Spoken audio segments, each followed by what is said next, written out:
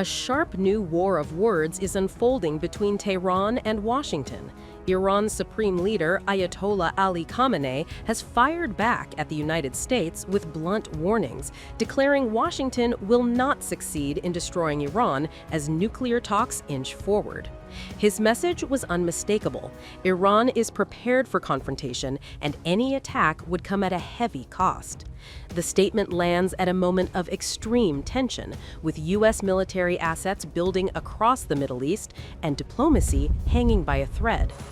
Khamenei's rhetoric went even further. He warned that the American military could be struck so hard that it cannot get back up, adding that the real threat is not U.S. warships, but the weapons capable of sinking them. President of the United States keeps saying our army is the most powerful in the entire world.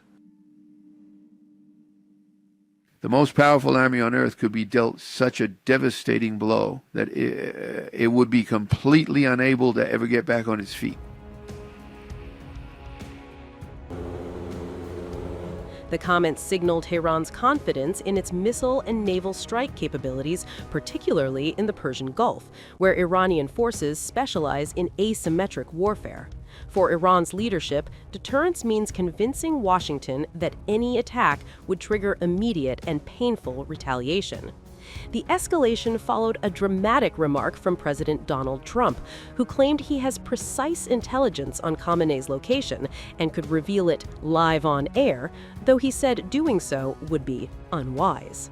I'll be involved in those talks indirectly, and they'll be very important. We'll see what can happen. It's been typically, Iran's a very tough negotiator. They're good negotiators, or bad negotiators. I would say they're bad negotiators because we could have had a deal instead of sending the B-2s in to knock out their nuclear potential, and we had to send the B-2s. I hope they're going to be more reasonable. They want to make a deal. Trump has combined these signals with renewed threats over nuclear negotiations. Speaking aboard Air Force One, he said he would be involved in the talks indirectly and warned Iran would face consequences if it refuses to make a deal. U.S. officials say military planning remains on standby should diplomacy collapse. The approach reflects Trump's long-standing strategy of maximum pressure, offering talks while keeping the option of force visibly on the table. For Tehran, setting the outcome of negotiations in advance is foolish and wrong, according to Khamenei, who insists Iran will not negotiate under threats. Iranian leaders have repeatedly warned that any strike would ignite a regional war, potentially drawing in proxies and disrupting global shipping routes.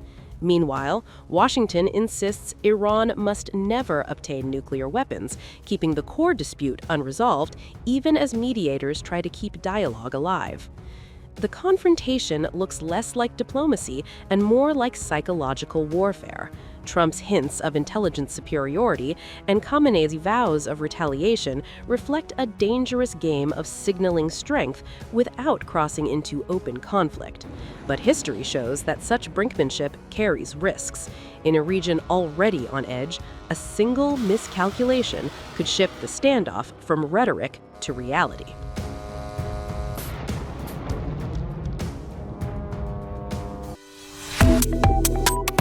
Subscribe to One India and never miss an update.